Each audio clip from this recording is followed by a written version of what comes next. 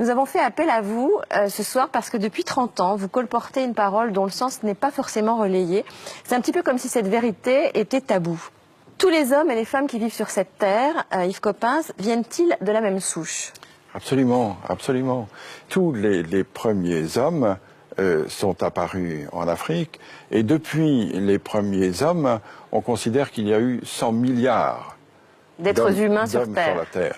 Et les 100 milliards, comme bien sûr les 6 milliards d'hommes d'aujourd'hui, viennent tous de cette souche, de ce berceau tropical et africain.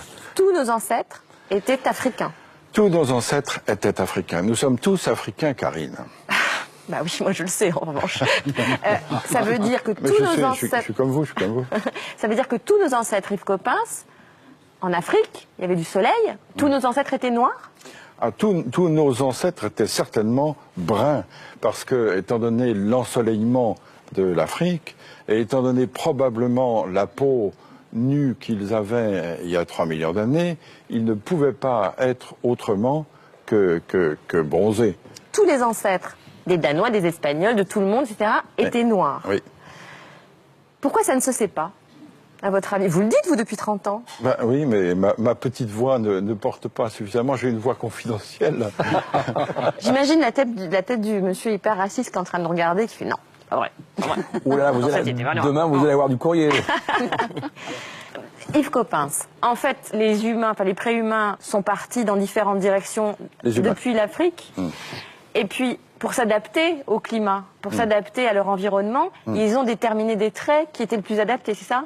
C'est ça, c'est-à-dire que les humains, à partir de 3 millions d'années, à partir du moment où ils ont eu la culture, à partir du moment où ils ont eu la conscience, tout ça, ça a 3 millions d'années. Petit à petit, se sont déployés et ils ont atteint d'autres climats.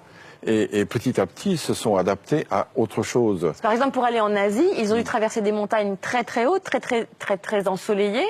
Et donc, petit à petit, leurs yeux se sont adaptés, c'est ça?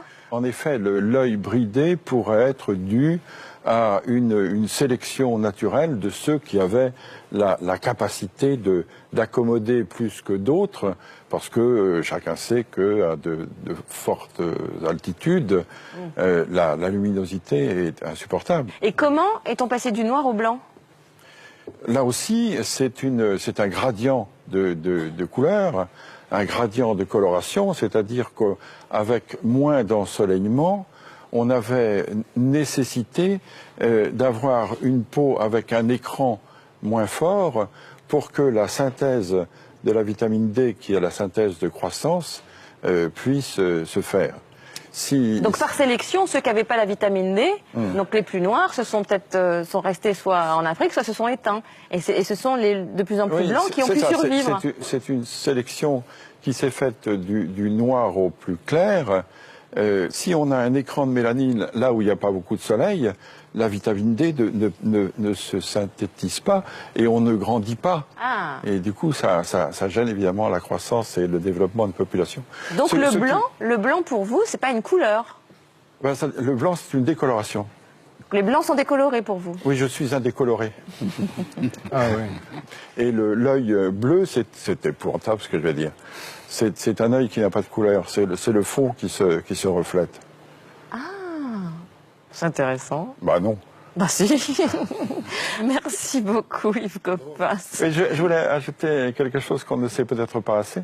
Vous savez qu'aujourd'hui, les 6 milliards et demi d'hommes qui sont sur la Terre sont 6 milliards et demi d'Homo sapiens sapiens. Or, dans la classification, notre classification scientifique, le genre Homo, c'est le genre humain.